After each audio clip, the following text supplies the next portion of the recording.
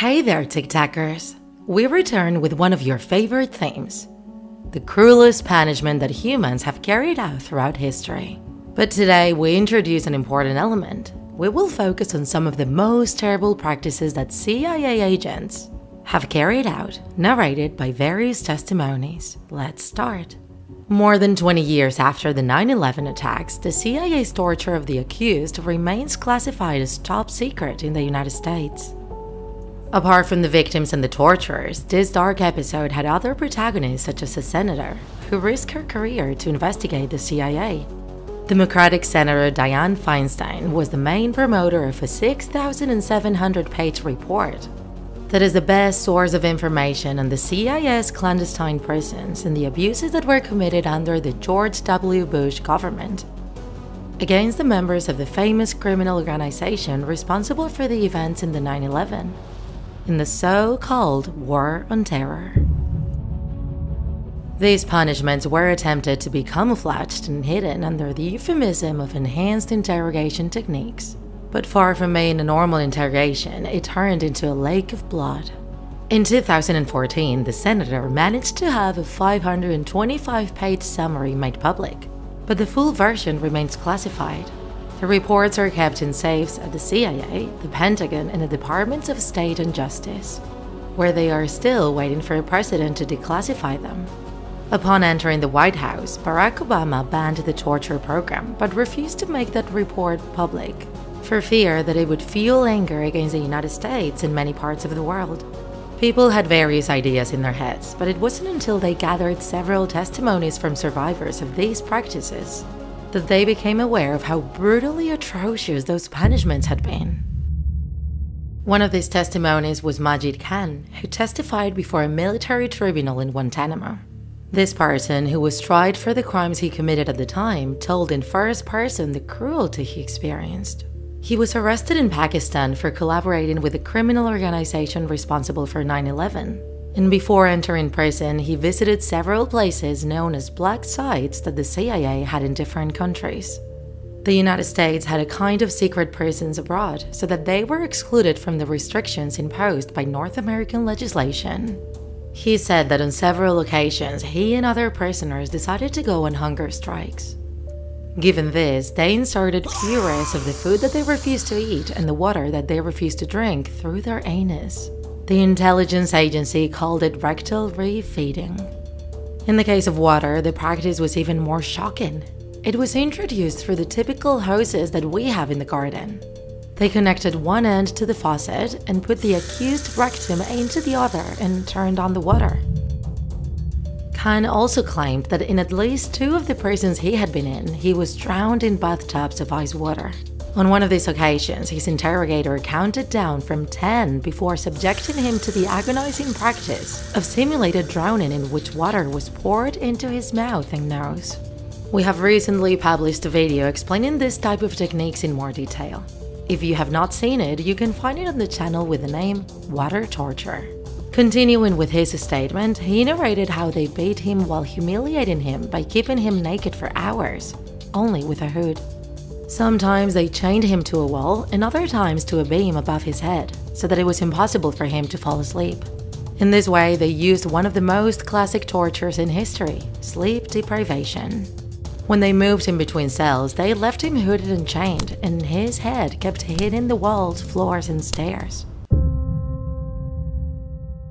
Another of the prisoners who was subjected to these torture methods and who has no relation to the previous testimony is Rida al-Najjar. He said that after arriving at the black site known as Dark Prison, his captors stripped him of his clothes, threw him naked on the cold cement floor, and poured water on him. It was completely dark, but several interrogators entered the cell with a flashlight. One of them held a gun to the back of his head and told him that if he didn't talk, they would kill him. They began to hit and kick him and then hung him from the bar for the first time. Then, as time went by, the duration of the torture sessions increased. They showed him documents and photos and questioned him about his associations and about specific attacks. They also used the technique of chaining him to the ceiling during his first 3 months in that prison. Each hanging session lasted up to 24 hours and was repeated constantly. During these sessions, his arms were chained above his head to a bar in the ceiling of the room, preventing him from sleeping. Sometimes he could touch the ground with his feet, other times only on tiptoe, and sometimes not even that. His captors only took him down for interrogation sessions and other forms of torture, often throwing him violently to the ground where they punched and kicked him. When his arms were handcuffed to the bar, they beat him with a baton and also punched him in the chest, back, and kidneys. After a session, he was taken to another room where bright spotlights were used to record and photograph his injuries. He claimed he had pieces of his skin hanging off and bruises and cuts all over his body. He wasn't sure exactly how much time he spent in that black site, but throughout that time he was completely in the dark, except for the bright lights shined into his eyes during interrogations. He never had access to toilets and was kept naked or in diapers at all times. The diapers were stuck to the body with thick adhesive tape that caused irritation, and they were only changed every 4 days. His private areas were stinging from the direct contact of urine and feces from several days. His captors fed him only once every 3 days, and according to him, the food was inedible and disgusting. On the plates, they found small stones, hair, and dirt, and once even a cigarette butt. The water also smelled and tasted bad. He claimed that he could only drink it when he was on the verge of death and completely dehydrated. And even in those conditions, they didn't give him enough, and at one point, his tongue and mouth were completely cracked. During the time he was locked up, he lost 50 kilos, and he entered weighing 120 and left the black site with just 70. His testimony is consistent with that of other prisoners who were subjected to similar food deprivation during that period. Al-Najjar also said he lost consciousness frequently, sometimes waking up when a doctor checked his pulse or examined his teeth and mouth. On several occasions, his captors took him to a room where there was an electric chair. It was made of metal, had plugs connected to wires to put on fingers, and a helmet. Its description suggested that it was an improvised device, attached to a pipe in the wall. They threatened during interrogations to use it with him, but they never did. In the room, there were other instruments used for torture, such as a board that they used on several occasions for different types of water torture, and a coffin in which they threatened to put him. Water was very recurrent in punishments. When they forced him to hang from the bar, they directed a strong and painful stream of water against his head for long periods of time. On other occasions, they tied him to a board that rotated about 360 degrees, disorienting and making him dizzy. They also used to throw buckets of extremely cold water on him while he was still attached to the board, sometimes lying horizontally and other times with his feet elevated and his head thrown back. The water used to get into his nose and mouth until he could no longer breathe and felt like he was drowning. He was often tied to a board and placed in a bathtub of extremely cold water. Next, they turned the board over so that his head and body were face down in the water and he couldn't breathe. They also placed him on a large plastic tarp approximately 70 centimeters long, filled with water and closed at the top. They put him inside the canvas, leaving only a small space above, and in this position his captors pushed him with him inside, making it very difficult for him to breathe. Other times they would put him in a large barrel of water, submerging his head until he was about to faint from the lack of oxygen. Then they lifted him up and asked him questions. They repeated this practice over and over again until they heard what they wanted. On 3 or 4 occasions, he saw a doctor who treated his injuries, measured his swelling, and gave him several injections. After a couple of days, these injections reduced the inflammation, but then the hanging sessions and beating began again. This doctor used to appear before and after the bad torture and give the go-ahead to continue. He considered the doctor a traitor because he went in to treat his wounds but then gave the green light to new torture sessions. In addition to the dark prison, Al-Najjar was detained in 3 other facilities before being transferred to US military custody. It isn't sure how long he remained in those facilities. When he was first transferred from Pakistan and handed over to CIA custody in 2002, he first stated a location he believes was in the Afghan capital, Kabul, and that his captors called Intelligence 2. There, he was detained in an underground cell. there was a window on the roof from which he could see people walking and cars passing by. He said his captors occasionally took him to another house for questioning. In intelligence too, he didn't suffer any major beatings, just a slap to the face and an occasional kick to the foot or leg. Al-Najjar himself stated that compared to the dark prison, it was like a 5-star hotel. On his last day there, the interrogator went to his cell demanding information about documents and photos.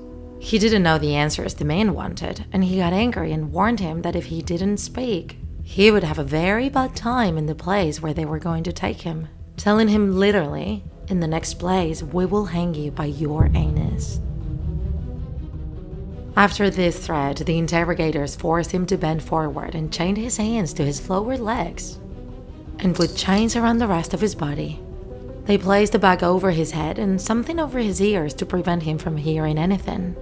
They also put an object in his anus, something that according to his story, they did whenever they moved him from one place to another. He stated that he still suffers pain as a result of those insertions. Many other detainees also reported inserting objects, such as suppositories, into their anus while being transported into CIA custody. That's when he was transferred to the dark prison. After his detention for what he estimates were many months in that prison, he was transferred to a third facility located about 150 kilometers north of Kabul. The conditions in this prison were better. The center had wooden doors so that light came in. His cell was small, approximately 0.8 meters for 2 meters. He said it didn't seem so confident. He felt like he could escape, but where was he going to go next? The cell had a dirt floor and there were many insects. They gave him a blanket the thickness of a towel full of holes. A doctor at this facility told him that due to his condition, the authorities would no longer allow him to be tortured again. After this prison, he was taken to another center in Kabul, to a building he believes was part of a high court palace. He assured that he was detained in several places inside, on different floors and underground when there were other people in the place. He was there until his captors transferred his custody to the US military in Bagram. Al-Najjar claimed that the beatings caused him many injuries, including hip, ankle, and back fractures, as well as knee trauma and a damaged jaw. Once he was transferred to Bagram, several US military doctors apologized to him for the treatment he received and took several x-rays of his body, as well as a scan of his head and his spine. But when he was released, the US military refused to give him a copy of his medical records. Al-Najjar had new x-rays in 2016 and showed several media outlets the x-rays of his left ankle, knee, and spine, corroborating the fractures he had described. Another testimony was that of Lofty Al-Arabi El-Gharisi, who was also in the dark prison and described the same cruel methods as Al-Najjar. Furthermore, this man reported that during all the time he spent there, the music didn't stop playing at full volume 24 hours a day, in maximum darkness. His captors never took him outside and he never saw the sunlight. The only time he saw any light was when they had projectors showing him photographs or shining the projector's bright lights at him. El-Gharisi knew there were other prisoners there because he could hear their screams, but he was never able to talk to them. Mr. Zubaydah also narrated his nightmare, who had a towel wrapped tightly around his neck, while the back of his head was hid against a wooden board that covered a cement wall.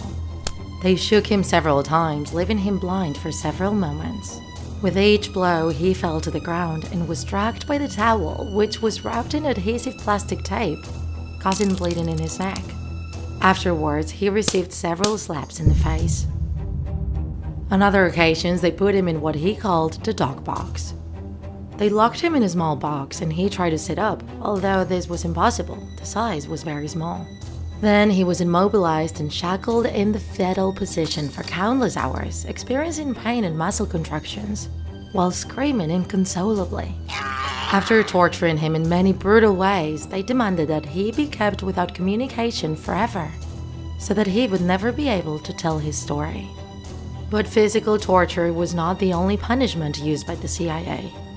At different stages, they also organized research groups to gain access to the medical, psychiatric, psychological, and pharmacological knowledge of the time to try to control behavior or mind. The victims were tortured and manipulated with the help of professionals, developing methods of psychological torture such as brainwashing or mind control with the aim of nullifying the person's mental defenses and obtaining information supposedly vital for the security of the government and citizens.